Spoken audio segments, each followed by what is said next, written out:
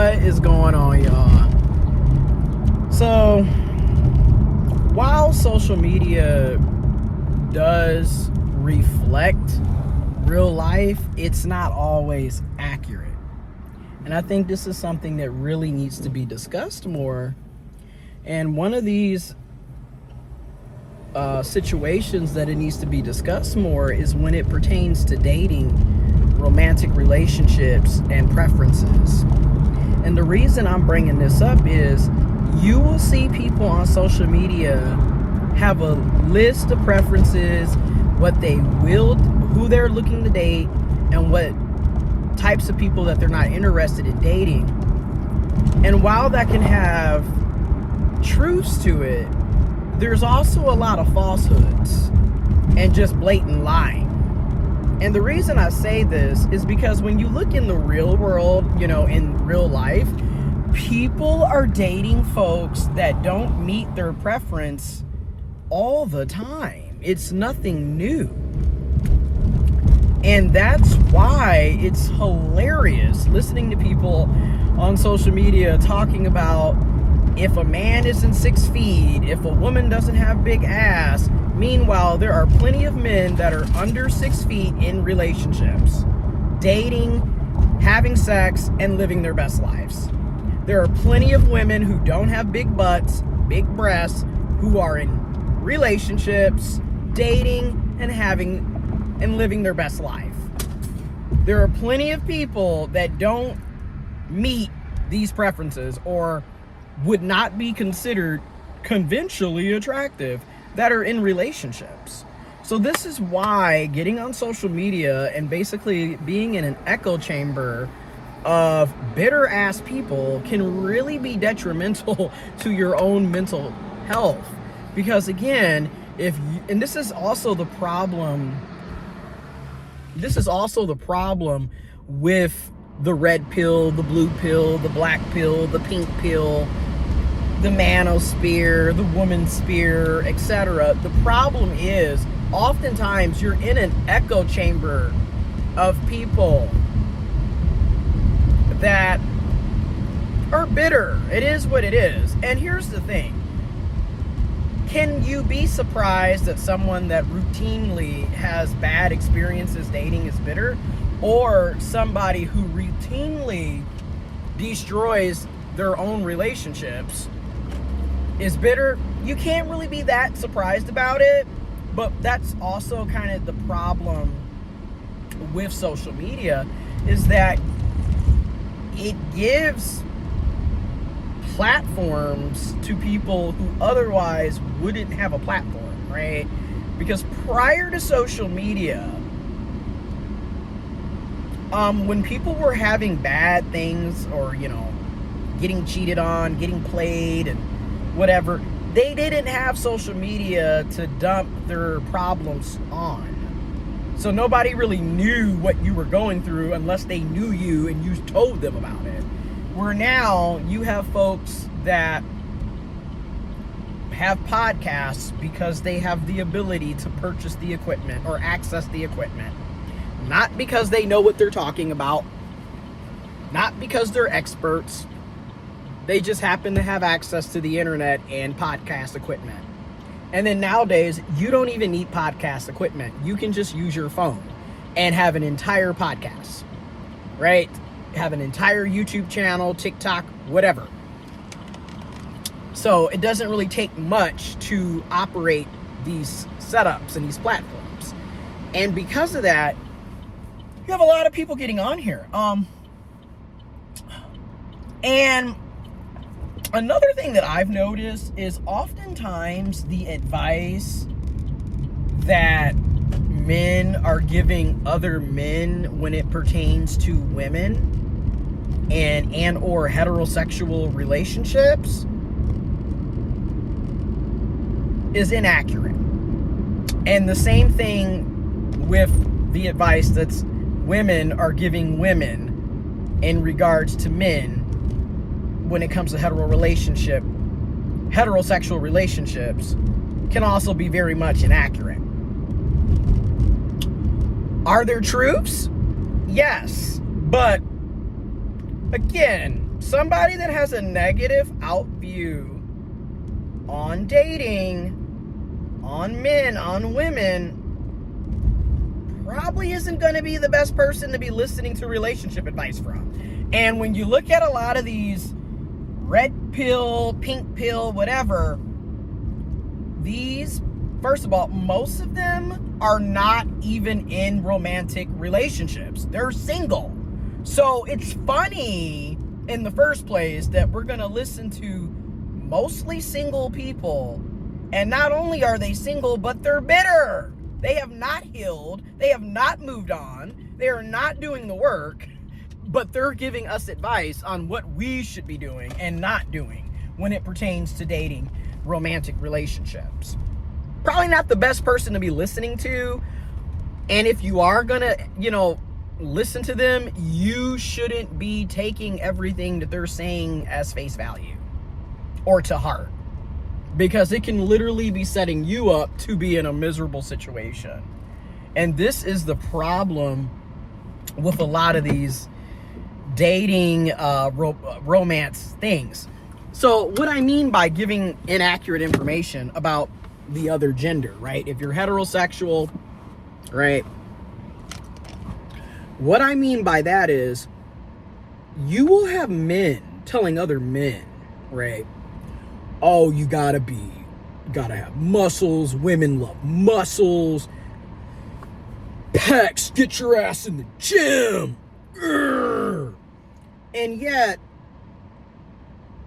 maybe it's because I'm gay, but like a lot of what you're telling men would make a lot of sense if those men were also gay or bisexual or pansexual. In other words, the advice on what's considered to be attractive, and this is what other men are telling other men, is not necessarily what women find attractive. And in fact, it's what men find attractive about other men. That's why it's hilarious to me. Because a lot of these red pill dudes are literally, this advice would make a lot of sense to gay, bisexual, pansexual men who have no problem with being sexually attracted, romantically involved with other men. I'm not saying that all women don't like muscles, because obviously there are women who are attracted to men with muscles.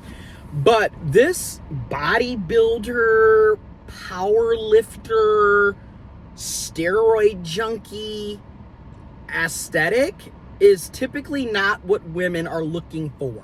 And that's why it's hilarious listening to these dudes tell these young men all of this garbage. Okay. Also, it's basically a He-Man I hate women club. Basically, and I'm sorry, but then also when you listen to the women, it's the same setup. It's just on the woman's side. In many situations, it's the, she woman I hate men club as well. And it's just like, and hear me out, toxic masculinity is a problem, okay? Patriarchy, misogyny is a problem, okay? And at the same time, women are not some innocent, never do anything wrong, everything's great and perfect with them either, right? Like there's truth, like I said, there's truths in all of these things, but everything that's being promoted is not the truth. And my thing is, if you take the time to get off of social media, to put your cell phone down and actually be present in real life, you see people that don't have muscles that are in relationships. You see people that are considered fat, out of shape, too skinny, too flabby, whatever. You see various body types that are in romantic relationships, and also people that are having sex. So you know what they're saying just based off of what you have physically seen for yourself on a lot of these podcasts is bullshit. It's bullshit. Because you see people every day that don't meet any of these standards or any of these preferences in relationships, having sex. So that's why I'm just kind of like, you got to stop, right? There's plenty of broke men or men that don't make a lot of money who live check to check that are in romantic partnerships, that have girlfriends, that have wives, that have fiancés, that have boyfriends, that have husbands. So a lot of this male loneliness shit is also not accurate, okay? And also, let's really break it down. When we talk about the male loneliness, let's be real. We're typically talking about white, cisgendered, heterosexual males. We're not really talking about the entire demographic of men. Okay, we're not. We're not talking about trans men and intersex men. We're not talking about gay, bi, pan, LGBTQ plus, queer men. We're not even talking about men of color. We're literally talking about white, heterosexual, cisgender males. And that's the demographic that the focus of the male loneliness epidemic really seems to highlight on and focus on specifically. And then also, it leaves out the fact that women are also lonely. Trans people are lonely. People in general, regardless of gender and sexuality, are lonely. And also, the loneliness is only in pertaining or only in regards to romantic relationships. So, again, you're not giving the full picture here. Because are you lonely or are you just not dating, right? Because a lot of you are claiming, oh, the male loneliness, when in reality, it's a man that doesn't have a romantic partner or isn't having sex. That doesn't mean that he's lonely. Okay? Y'all completely leave out your friends, your family, your colleagues, okay? And you leave out yourself. Right? So that's why I had to make this video, and I'm probably going to do more videos on this topic because, social media has the potential to make or break you.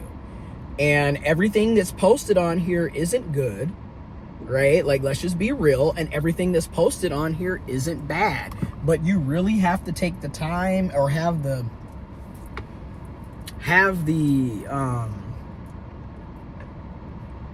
experience and maturity to know that you can't believe everything that you see on social media or hear, right? And again, I wish more of us would take the time to be present in real life. Because, again, is it bad out here? Yeah, there's bad things. There's issues everywhere. I'm not going to sit up here and act like that isn't the case. But guess what? There's trans people that are in healthy, loving, romantic relationships, that are having sex, that are having families. There are fat men, right? There are cis men who have breasts that are in relationships. There are cis women with body hair, armpit hair, leg hair, facial hair that are in romantic relationships.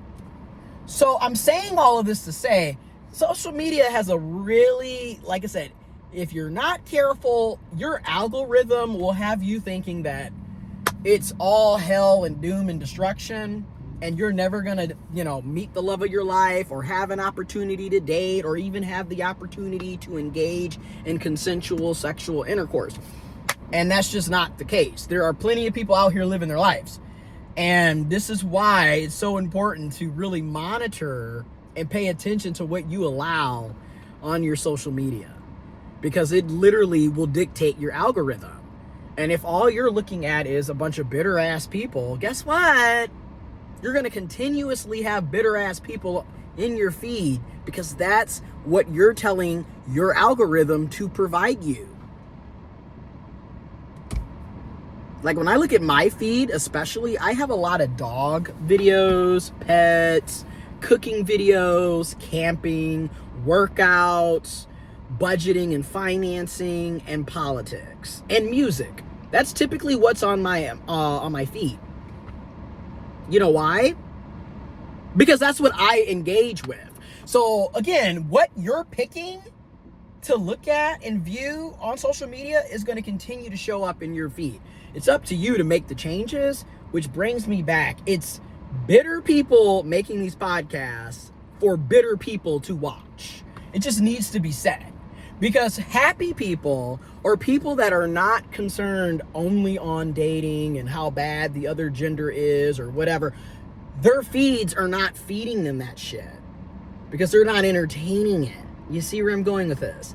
So this is why I'm like, okay, but my algorithm is literally music, working out, gym routines, recipes for different meals and food, camping, bushcraft, politics. Yeah. Not a lot of niggas ain't shit, bitches ain't shit, ain't nobody trying to date me. Like, no, that's not what I have on mine.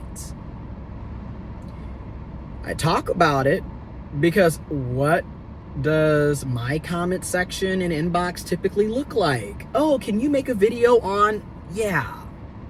And I try to adhere to, the requests and try to meet some of the requests. But realistically, as you can see, I'll go weeks without posting because I just don't have the time and I've got other things going on. And also, I don't want to be wasting all my time talking about negative shit 24/7 either. But anyways, I got to go in here and run some errands because some of us men, right? Some of us masculine ones, trans men, hey, intersex men, hey, cis males, hey. Some of us actually provide and protect for our families. We're not all out here bashing women or, neglecting our responsibilities, things of that nature. There's quite a bit of us that are actually about our business. So I'm about to get about my business after working.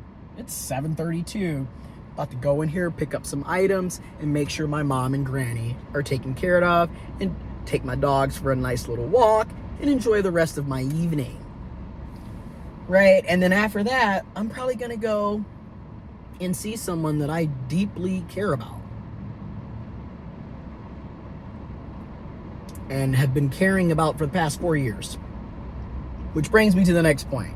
There is an opportunity for long-term relationships and longevity, even in gay relationships, even in trans and cis relationships, or trans and trans relationships, or cis and cis relationships.